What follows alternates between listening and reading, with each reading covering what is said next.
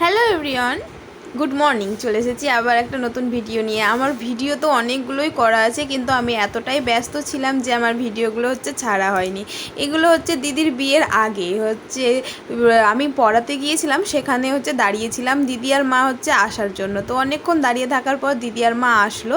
তো এখন যাচ্ছি কিছু কসমেটিকের বাজার হয়নি, সেগুলোই করব। আর একটু চুল কাটবো। তো এখানে দেখো কসমেটিকের দোকানে চলে এসেছি, আর এখানে কানের দেখছিলাম আমার জন্য, দিদির বিয়েতে পরার জন্য। তো সেগুলো নিয়ে নিয়েছি, দিয়ে এখানে পার্লারে চলে এসেছি। তো ওখানে বসে থাকলাম কিছুক্ষণ, তারপরে দিদির দেখো চুলটা কাটা হচ্ছে। দিদির চুল তো অনেকগুলো আর দেখো অনেকটা কাটা হচ্ছে, কারণ বিয়ের পর 1 বছর দিদি চুল কাটতে পারবে না, সেই জন্য একটু বেশি করেই কাটা হচ্ছে দিদির চুল। তো দিদির চুল কাটার পরে আমার চুলও একটু কেটে নিলাম, একটু সুন্দর দেখানোর জন্য। নিচের চুলটা পুরো খারাপ হয়ে গিয়েছে, সেই জন্য দেখো আমিও একটু কেটে নিচ্ছি। আমার চুল নেই, আমার চুল খুবই পাতলা হালকা চুল, দিদির তো খুবই চুল। তো কিছু করার নেই এরকম। তো চুল কাটা নিয়ে বাড়ি আসছে, আর আমার দিদির চুলটা পেছন থেকে এত সুন্দর লাগছে কি বলবো। তো শেষে বাড়ি চলে এলাম, আর কি আরও ভিডিও আসবে নতুন নতুন।